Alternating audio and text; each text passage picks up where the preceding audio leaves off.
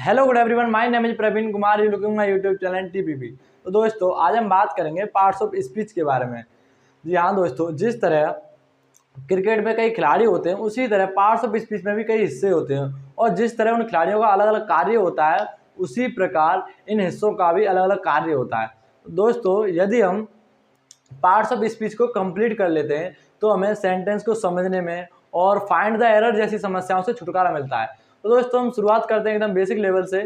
तो आइए समझते हैं। तो अगर हम पहले नंबर की बात करें, यानी फर्स्ट नंबर जो पहले आता है उसको हम बोलते हैं नाउन। नाउन हिंदी में इसे संज्ञा कहते हैं। जी हाँ दोस्तों। तो दोस्तों इसे हम एकदम सिंपल भाषा में समझें तो संसार में जितनी भी वस्तुएं हैं उनके नाम को हम नाउन कहते हैं। जी हाँ दोस्तों। और इसे हम विस्तार से यानी लिखने की भाषा में समझें, किसी भी वस्तु एवं स्थान या व्यक्ति का नाम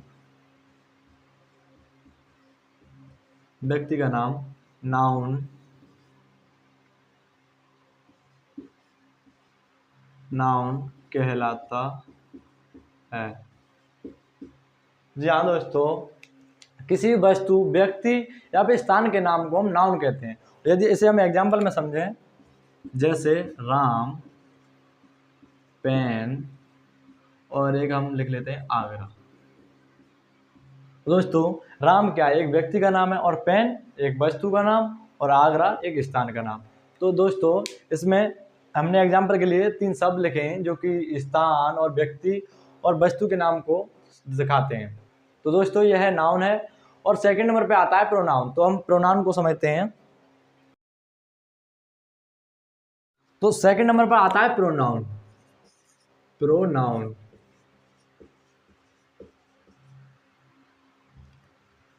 हिंदी में से सर्वनाम कहते हैं। जी हाँ दोस्तों, सर्वनाम को अगर हम सिंपल भाषा में समझें तो नाउन की जगह पर बदल कर लिखे जाने वाले शब्दों को ही प्रोनाउन कहते हैं। जी हाँ दोस्तों, पहले हम इसे लिख लेते हैं।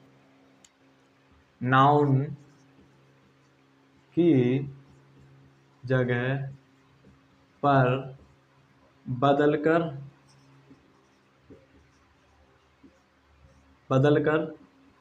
शब्दों को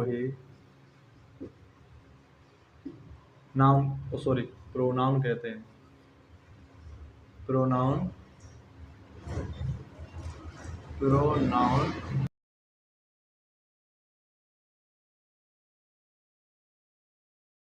प्रोनाउन कहते हैं।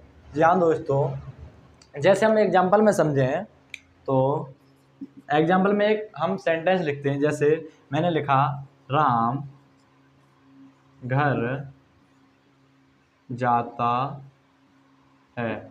और एक हम एक और सेंटेंस लिखते हैं, जैसे वह घर जाता है। तो दोस्तों इसमें समझने वाली बात यह है कि हमने लिखा राम। राम क्या है? एक व्यक्ति का नाम। और आपको मैंने नाउन में पहले ही समझाया था, किसी व्यक्ति का नाम एक नाउन होता है। जैसे ये क्या होगा? राम नाउन। और अभी हमने एक ऊपर सेंटेंस लिखा है, उस सेम वही सेंटेंस नीचे लिखा है, राम घर जाता है, वह घर जाता है। बात राम की ही हो रही है, लेकिन राम की जगह पर बदल कर हमने दूसरा शब्द लिख दिया है। जैसे राम को बदल कर क्या लिख दिया? वह। और ये राम की जगह पर बदल कर हमने वह लिख दिया, इसी को हम प्रोनाउन कहते हैं। जैसे राम घर जाता है, वह घर जाता है, तो वह क्या हो गया? प्रोनाउन। जी हाँ दोस्तों, आप समझ गए। और बात करें हम तीसरे नंबर की, तो तीसरे नंबर पर आता है एडजेक्टिव, जिसे हम विशेषण कहते हैं। तो आइए उसे भी समझते हैं। इसे हम इरेज कर लेते हैं। तीसरे नंबर का जो होता है उसे हम बोलते हैं एडजेक्टिव। हिंदी में से विशेषण कहते हैं।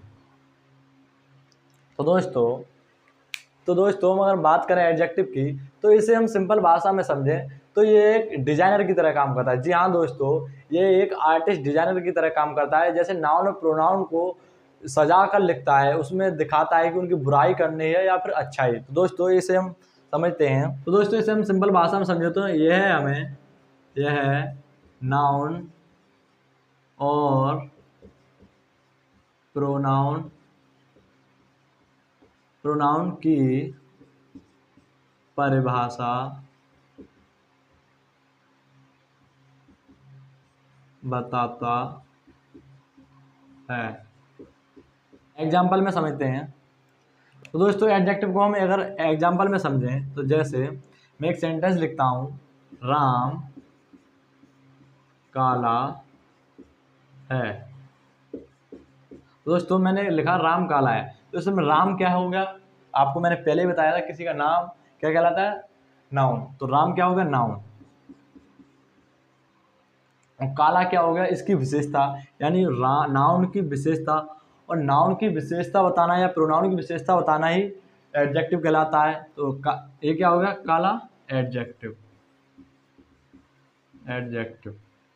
दोस्तों हम इसी को सेकंड वाक्य में समझते हैं। जैसे हमने सेकंड सेंटेंस लिखते हैं, जैसे सेब मीठा है।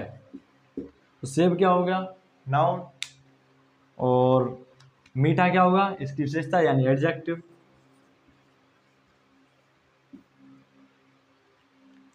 और इसी को हम प्रोनाउन के तहत समझें तो हम लिख सकते हैं वह काली है। तो वह क्या होगा, यानी ये किसी लड़की के लिए यूज हो रहा है वह, तो ये हो गया प्रोनाउन। तो वह क्या हो गया, प्रोनाउन। और एक काली क्या हो गया, एडजेक्टिव। तो आप इसे समझ ही गए होंगे, नाउन और प्रोनाउन की विशेषता बताना ही एडजेक्टिव कहलाता है। पहले इसे हम इरेज कर देते हैं, उसके बाद हम फोर्थ नंबर की बात करेंगे। तो दोस्तों फोर्थ नंबर की बात करें तो इस पर आता है वर्ब। जैसे हम फोर्थ नंबर की बात करें तो इसमें लिख लेते हैं हम वर्ब को, इसे हिंदी में क्रिया कहते हैं। तो दोस्तों वर्ब को हम सिंपल भाषा में समझें तो वर्ब एक इंजन की तरह कार्य करता है। जिस तरह बिना इंजन के कोई वाहन नहीं चल सकता, उसी प्रकार वर्ब के बिना कोई वाक्य नहीं चल सकता। जी हाँ दोस्तों, क्योंकि सेंटेंस में वर्ब कुछ ना कुछ कर रहा होता है। तो इसे हम लिखित भाषा में समझते हैं, तो लिखते हैं जैसे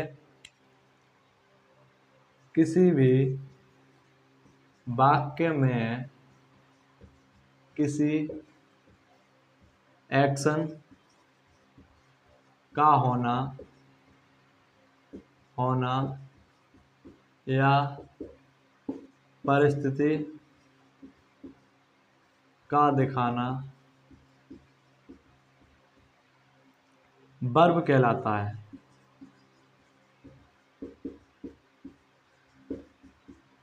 जैसे एग्जाम्पल की बात करें, जैसे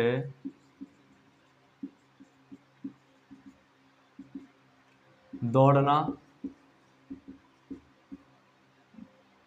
रोना, पीटना। तो दोस्तों इन शब्दों को देखकर ही लग रहा है इनमें जो कार्य निरंतर चल रहा है। जैसे दौड़ना, वो दौड़ ही रहा है, रोना, वो रो ही रहा है। जी हाँ दोस्तों, और पीटना।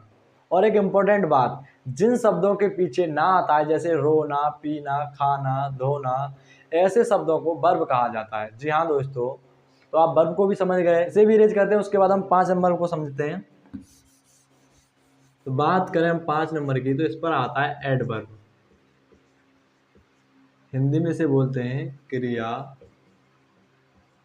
विशेषण।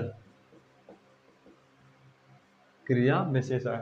तो दोस्तों बात करें हम एडवर्ब की, तो यह वर्ब का इंजन की तरह एक साथी है। यानी ये वर्ब था, इंजन था, तो ये इंजन का साथी है। यह हमें बताता है कि इंजन किस स्पीड पर चल रहा है, कब चल रहा है और कैसे चल रहा है। तो दोस्तों इसे भी हम समझते हैं विस्तार से। तो पहले इसका हम एक मेन पॉइंट लिख लेते हैं, जैसे क्रिया की विशेषता कहाँ, कब, कैसे बताना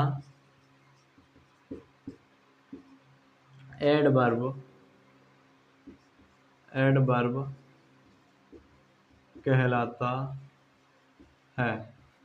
तो दोस्तों बात करें हम एग्जाम्पल की, तो हम एग्जाम्पल को समझते हैं सेंटेंस के थ्रू। तो दोस्तों जैसे देखते हैं, तो दोस्तों एग्जाम्पल में हमने पहला सेंटेंस लिया, तेज राम तेज दौड़ता है। और एक हमने दूसरा सेंटेंस लिया, राम आसमान में उड़ता है। और हमने तीसरा सेंटेंस ले लिया, राम आज बाजार जाएगा। तो दोस्तों जैसे राम तेज दौड़ता है, इसमें ये तेज क्या है, इसमें दिखा रहा है कि राम कैसे दौड़ता है। जैसे दौड़ना क्या है, वर्ब, और वर्ब की विशेषता बताना ही एडवर्ब कहलाता है। तो इसी प्रकार जो वर्ब है, वर्ब की जो विशेषता बता रहा है उसे हम एडवर्ब करते हैं। तो राम दौड़ता है, कैसे दौड़ता है, इसमें बोला है ना कब कैसे, तो कैसे दौड़ता है ये कहता है वर्ब। ये क्या है, राम आसमान में उड़ता है, तो कहाँ उड़ता है, आसमान में। कहाँ उड़ता है, आसमान में। तो उड़ने की विशेषता बता रहा है, यानी क्रिया की विशेषता बता रहा है, तो ये भी क्या हुआ, एडवर्ब। और इसमें लिखा है राम आज बाजार जाएगा। राम कब बाजार जाएगा, कब, आज। तो बाजार जाएगा आज, तो ये भी एक एडवर्ब। तो दोस्तों एडवर्ब को भी आप अच्छे से समझ गए होंगे। बात करते हैं नेक्स्ट पॉइंट की, इसे मिटाकर। तो दोस्तों हम बात करें 6 नंबर की, तो 6 नंबर पर हम लिखते हैं प्रेपोजिशन। हिंदी में इसे लिखते हैं संबंध सूचक अव्यय। तो दोस्तों प्रेपोजिशन के बारे में बात करें, तो इसमें कुछ ऐसे वर्ड आते हैं जो जगह यानी किसी वस्तु के स्थान को बताते हैं कि वह वस्तु नीचे है, ऊपर है, अंदर है। तो इसे हम लिखते हैं, इसमें कुछ ऐसे वर्ड आते हैं जो वस्तु के स्थान को बताते हैं, जैसे ऊपर नीचे। दोस्तों इसे हम एक सेंटेंस के थ्रू समझते हैं। जैसे हमने लिखा है एग्जाम्पल में, पेन मेज पर है। दोस्तों ये लिखा है पेन मेज पर है, तो पेन कहाँ है, मेज पर। तो पेन मेज पर है और ये हमें दिखा रहा है कि ऊपर है, उसके नीचे है, यही प्रेपोजिशन कहलाता है। तो सेकंड सेंटेंस लिखते हैं, जैसे बिल्ली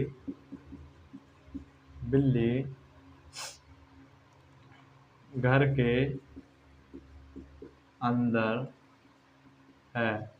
यह भी प्रेपोजिशन कहलाता है। जैसे बिल्ली कहाँ है, घर के अंदर, तो ये क्या हुआ, प्रेपोजिशन।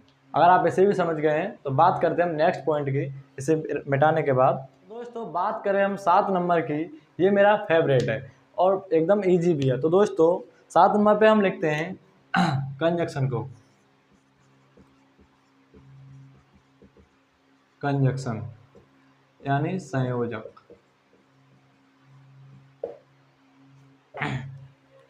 तो दोस्तों कंजक्शन की बात करें, इसमें कुछ ऐसे वर्ड आते हैं जो शब्द या फिर वाक्य को जोड़ने का कार्य करते हैं। जी हाँ दोस्तों, इसे हम लिखते हैं पहले, फिर उसके बाद समझेंगे। ऐसे वर्ड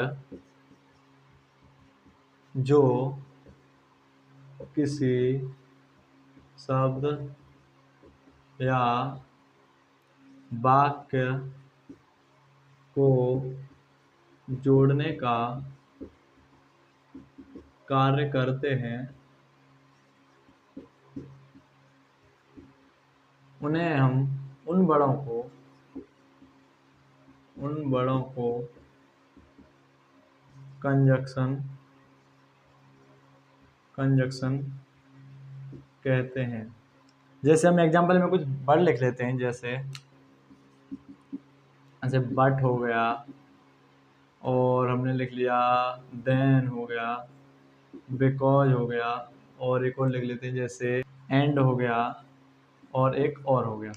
तो हमने 2-3 वर्ड लिख लिया एग्जाम्पल के लिए। अब इन्हें हम सेंटेंस या शब्द के थ्रू समझते हैं।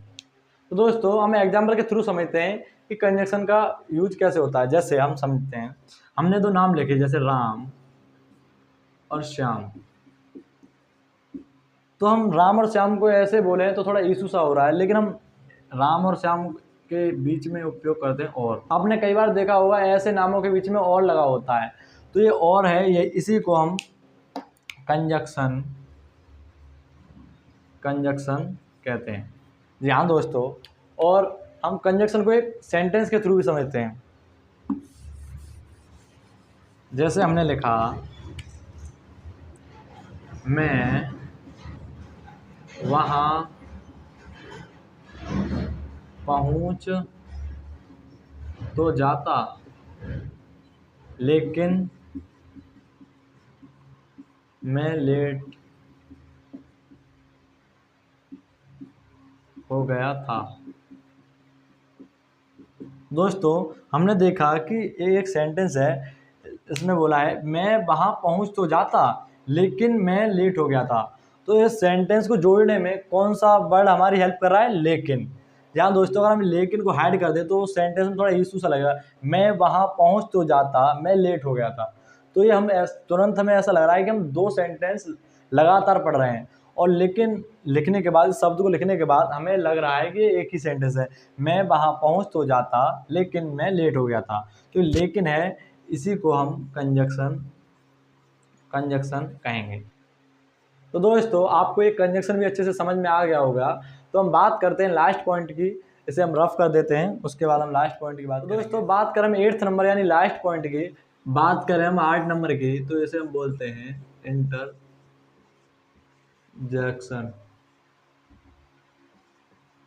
हिंदी में से बोलते हैं विस्मयबोधक